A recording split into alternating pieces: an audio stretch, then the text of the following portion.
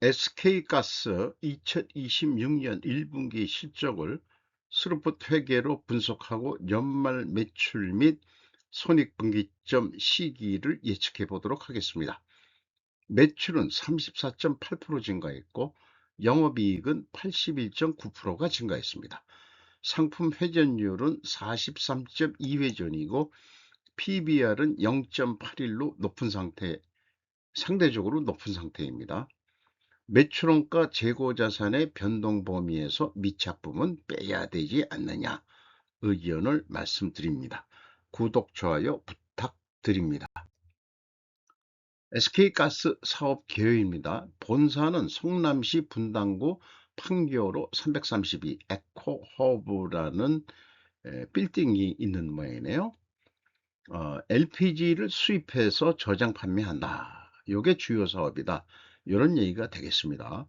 국내에서는 이완이라고 경쟁업체가 있는데 먼저 이완을 제가 취급을 했고 이어서 SK를 지금 분석하고 있는 것입니다. 자기네들이 국내 1위 사업자라고 자부를 하고 있습니다. 어, 탑티어 LPG 트레이딩 역량을 갖춘 회사다. 이 탑티어라는 게 이게 안 찾아봐서 미안합니다. 어쨌든 거기에 안주하지 않고 이 가스화학 밸류체인 구축 사업도 하고 또 산업용 LPG 신규 수요 확보 뭐 이런 거 해서 영역 확장을 지금 하고 있다. 이렇게 또 얘기를 하고 있습니다.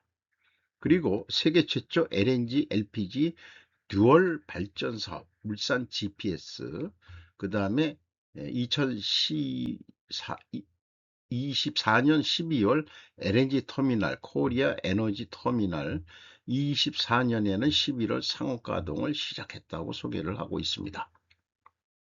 홈페이지에서 사진을 가져왔습니다. 주가는 23만 7천 원으로 1년 전보다 11.5% 상승했습니다. PBR은 0.81 상태입니다.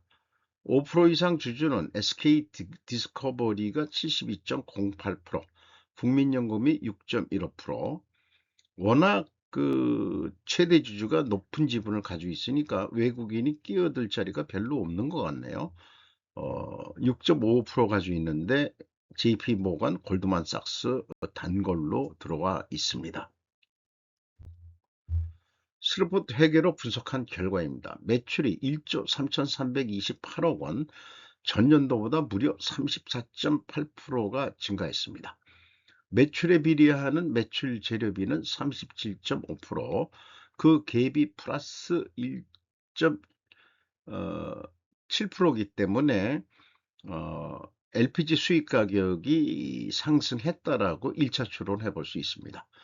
운영 경비가 2.5% 증가했습니다. 그 결과 TOE 생산성은 1.6으로 0.26포인트가 상승했고 영업이익 836억 원으로 81.9%가 상승했습니다.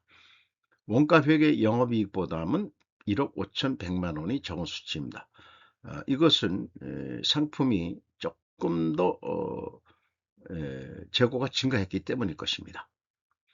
재고 회전율은 43.2회전. 그런데 이완하고 여기서 그냥 비교를 해보는 게 좋겠어요. 자, 2025년 1분기 SK는 1조가 안 됐었는데 1조 3천억으로 무려 매출이 34.8%가 증가했는데 반대로 동일한 업종인 이완이 매출이 2조 원대에서 7조 원으로 1조 7천억 원으로 20%나 크게 떨어졌습니다.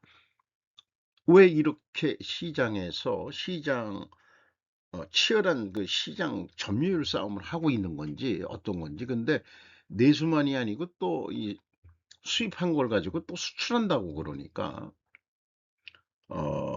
어디서 그 승패가 났는지는 손익계산서 보고도 사실은 뭐 확실치는 않습니다. 어쨌든 SK가스는 약진, 그 다음에 이완은 지금 침몰 중에 있는 것 같은 그런 느낌이 듭니다.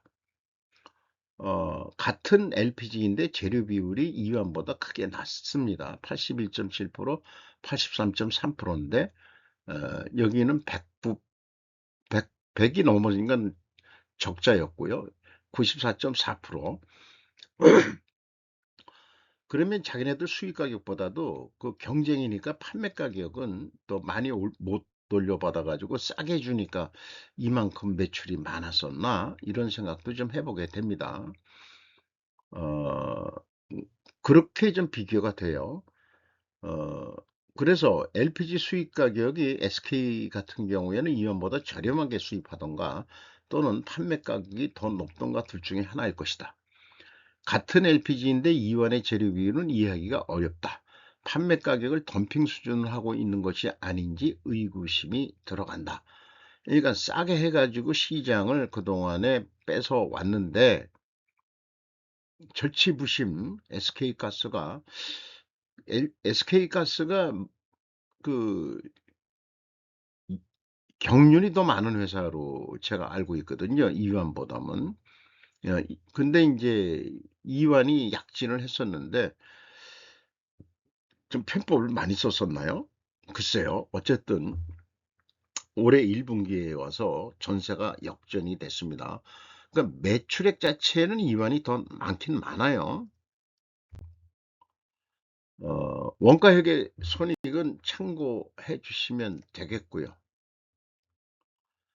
재고자산 내역입니다. 상품이 LPG죠. 1086억 원, 28억 2,900만 원 증가했습니다.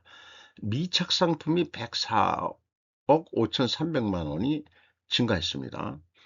그러니까 매출이 35% 증가했는데 상품 재고가 3%뿐이 증가를 안 했다. 이거는 매우 바람직한 건데 전년도에는 좀 아닌 것 같습니다. 59%나 크게 이게 증가를 했댔어요. 비성분 재고자산의 변동 마이너스 132억이면은 재고가 증가했다는 뜻이고요. 상품의 매입액 1조 1,236억 원, 30.8% 증가했습니다. AB를 더한 MC 매출원가 재료비는 1조 1,100억 원으로서 38.1% 증가했고 운영 경비 1,387억 원으로 2.5% 증가했습니다. 이 운영 경비에서 판매 관리비 3억 원을 뺀 624억 원이 현장 비용이 되겠습니다. 현장 운영 비율이 5.3%, 워킹 코스트율, 그 다음에 재료 비율이 94.7로서 1.8% 증가했습니다. 여기서도 우리는 LPG 수입 가격이 상승했다라고 2차 추론을 해볼 수 있습니다. 재고자산 증감, 차이가 104억 5,300만 원이 나가지고 이게 뭔 일이래니 하고서 찾아보니까 이게 미착 상품까지 SK가스가 나는 이게 말씀이 안 된다고 봐요. 아직 도착도 안 한 놈을 갖다가 무슨 손익에 집어넣느냐. 음, 그 땅에 해가지고 공장 저장소까지 들어온 다음부터가 그게 원가가 아니 손익이 계산이 들어가야지. 지금 현재 배에서 오고 있는 중에 있는 놈을 뭘 그걸 원가 계산해서 근데 이런 것들이 좀 기준이 표준화가 안 돼 있어가지고 자기네들 입맛에 맞게끔 하고 있다는 거. 뭐 세법이 어떻고 회계 규칙이 어떻고 뭐 복잡하게 만들어 가고 있지만 정작 제조원가를 건드리는 규칙은 없는 것 같아요. 한 산업사회가 200년 됐는데 기업이 유리하도록 자기네 입맛에 맞게끔 이렇게 하는 거 아니냐. 어떤 회사는 미착분만 빼는 회사가 있어요. 이게 업종에 따라서 특기한 게 있으니까 자기네들이 그게 미착품도 이미 그 돈을 주고 그 확정이 된 거기 때문에 손익을 영향을 미친다 이렇게 보고 있는 건지는 모르겠습니다. 어쨌든 경영 성과가 왜곡이 된다고 볼 수 있겠습니다. 104억 원만큼요. PQ 총 제조 비용, 그 제조업용으로 그냥 쓰겠습니다. 동일하게 차이가 나죠. 그리고 현금 흐름표 기준 일치합니다. 전년도에도 어, 일치는 하는데 그 갭이 66억 원이었는데 요것은 평가 손실액이다. 요것도 미착품에 대해서 그 미착품까지 평가 손실 작업하는 회사는 기업은 이 업종은 진짜 눈에 띄게 진짜 이게 아마 그 농담 삼아서 얘기할 때 조선천지에 처음 보는 것 같습니다. 미착품을 재고자산 평가한다는 게 그건 이완도 마찬가지입니다만은 그러니까 서로 그 정보들을 경호해 가지고 그거 우리 업종은 특이해 가지고 그거 넣어야 되는 거 아니야? 뭐 이런 식으로 뭐 숫자석에서 얘기를 했는지 어땠는지 얘네들은 단합을 하는 것 같진 않아요. 밀가루 업체처럼. 음. 영업이익 차이 뭐 크게 없습니다만은 재고 증가액에서 가공 비율을 곱하면은 검증이 됩니다. 가공 비율도 얼마 안 되죠. 주요 운영공입니다. 인건비가 219억 집행이 됐습니다. 그 0.1%밖에 증가를 안 했어요. 직원 수는 1명 증가했고요. 연봉이 1억 3,240만 원으로 그 예상이 됩니다. 그 앞서서 그 이완을 했기 때문에 이완이 한 1억 7천이 넘는데 4천 정도 이상 차이가 나는데 이게 SK가 더 글쎄요. 어디가 좋은 기업이냐? 돈 많이 주는 기업이 좋은 기업이죠. 그런데 나중에 적자가 나서 잘리면은 어느 게 좋은 거냐? 그건 참 어렵습니다. 그런데 여기는 생산성이 노동 생산성 올라갔어요. 그런데 이 노동 분배율은 거꾸로 떨어졌습니다. 인건비를 좀 올려줘야 되는데 음, 그렇게 생각이 들어갑니다. 지급 수수료율 2.1% 감소했고 수송 저유비가 1.2% 증가했습니다. 경영평가 지표로서 재고 회전율 크게 올라갔고요. 슬로픈율은 반대로 떨어졌습니다. 역방향이면 분식회계 개연성 가정을 세웁니다. 영업 구매 평가 지표입니다. 수금 속도 1.7회전, 지급 속도 3.5회전, 전년보다 지급 속도는 떨어졌고 수금 속도는 빨라졌습니다. 이 지급 속도가 빠른 것은 공급자 우위 시장이죠. 그 산유국이 에, 공급자 갑이니까요. 그러니까 돈을 빨리 줘야 되는 거죠. ROI 자본 회수율 3.2%로 1.4% 상승했습니다.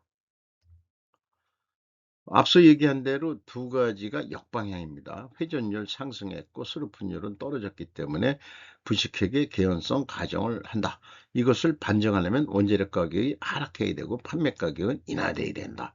이게 가능할까요? 원재료 가격이 하락한 거 맞습니다. 그런데 이것은 이완도 똑같이 하고 있습니다. 그러니까 자기네들이 실제 수익가가 아니고 CP 가격으로 한다는 얘기죠. CP 가격. 사우디가 결정되는 그 국제 공표 가격만 하지 자기네들이 실제 얼마에 샀다고는 얘기를 안 하고 있습니다. 또 판매 가격 역시 비공시입니다. 그러니까 어, 이거 알려주면은 시장 뺏기는 것 같으니까 그러니까 서로 안 알려주려고 하는 것 같아요.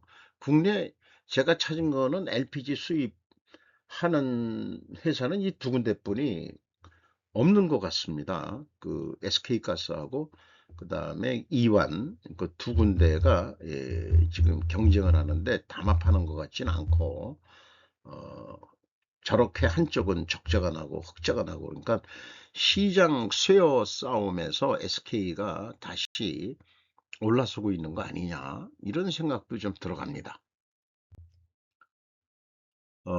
어쨌든 지금까지 한 거를 갖다가 해보면은 판매 가격을 비공시하기 때문에 반증해주고 싶어도 반증을 못합니다. 제가 친절한 금자씨가 좀 되고 싶은데 얘네들이 저를 분친절한 금자씨를 만들고 있네요. 현금 흐름 재무지표입니다. EAT 세후 현금 순이익 1353억 원을 벌었습니다. 두 번째, 영업활동 현금 흐름 433억 원의 현금이 유입이 됐습니다. 최종 201억 원의 현금이 유입이 됐습니다. 자유현금으로는 채권자한테 1531억 원을 추가로 차입해서 이자부채 레버리지율이 40%로 올랐습니다. 자, 이익도 났는데 어디에서 돈이 많이 필요해서 차입을 했을까?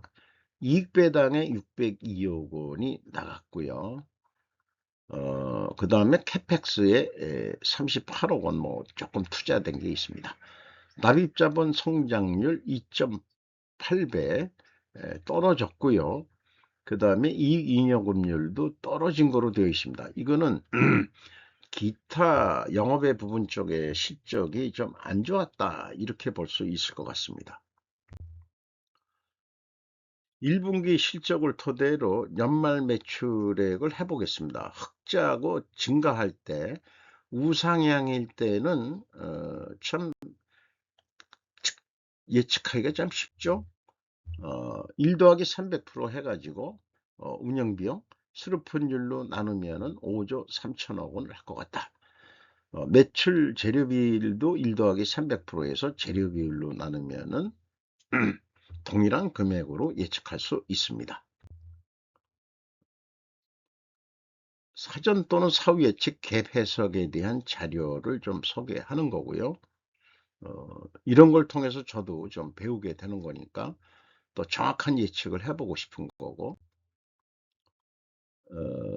그런데 이 대목에서 전년도 제가 그 예측을 했다면 그대로 300% 하면은 3조 9,547억 원 할 거라고 봤는데 4조 원을 넘었죠.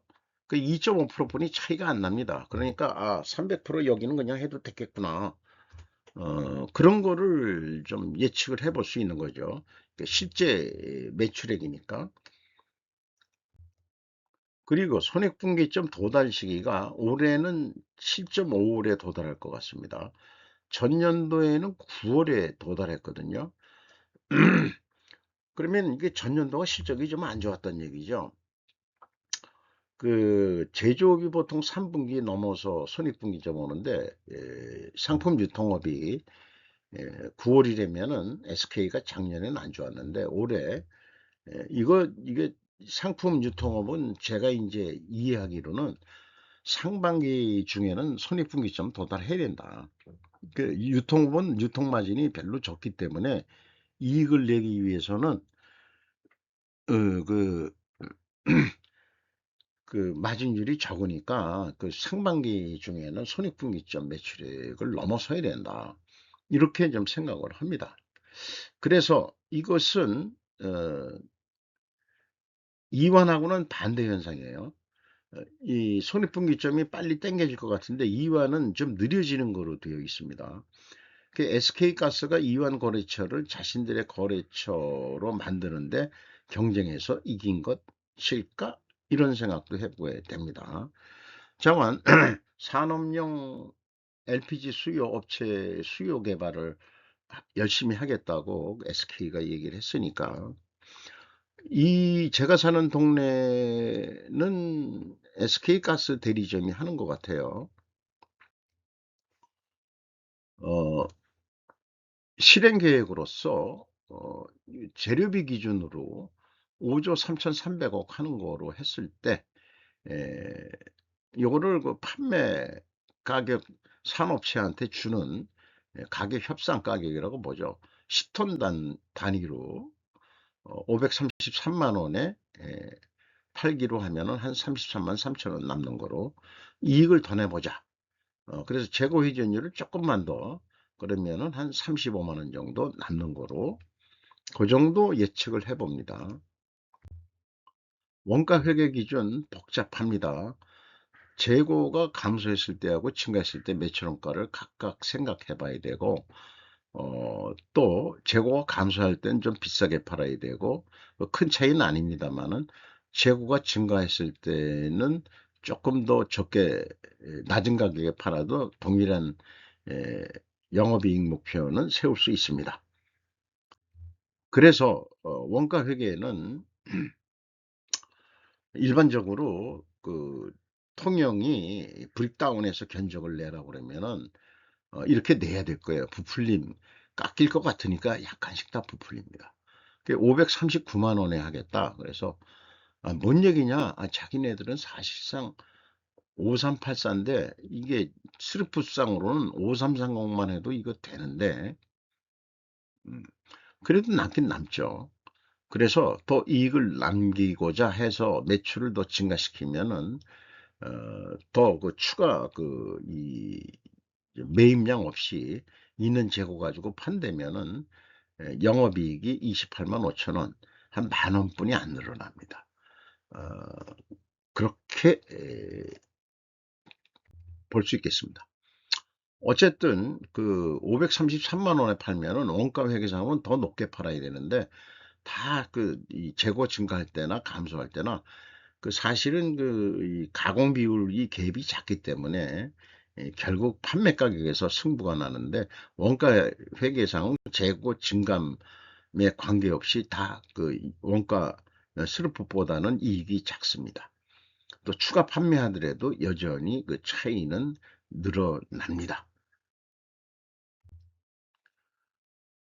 참고적으로 우리 국내 시장에 매출 한계가 있어 가지고 어 533만 원에 그 이상 더 이상 못 매출을 한다 그러면 올릴 수 없다면은 그 경우에는 요게 인제 제조업체는 아니지만 생산 감소를 매입 감소, 생산 증가를 매입 증가 요렇게 생각해 보면은 매출이 안 오를 때는 에 당연히 매입 수량을 줄여야 되겠죠.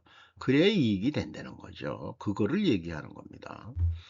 똑같이 제조업에서도 적용되는 거고. 그리고 덤핑을 10% 한다고 그러면은 어 덤핑한 만큼 적자예요. 그게 늘어납니다, 그만큼. 절대 덤핑하지 말라는 거죠. 손익분기점 올 때까지는 절대 덤핑하지 말아라. 그게 제가 전달하고자 하는 메시지입니다. 손익분기점을 넘으면은 재료비만 건져도 그냥 팔아라. 안 팔릴 때는. 두 갈래 길.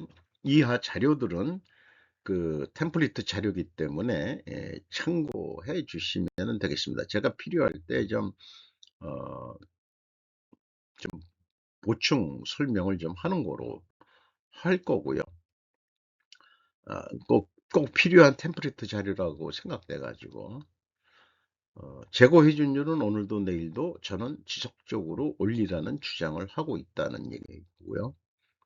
저의 정신세계고 슬프의 편집점 환자로서 어, 제 졸작이고요. 재정원가 회계를 쓰레기통에 버리자고 글로벌 금융 세력인 로스차일드 여사가 추청해 주기를 바람하지 않습니다. 오늘도 좋은 하루 되시기 바랍니다. 굿나잇.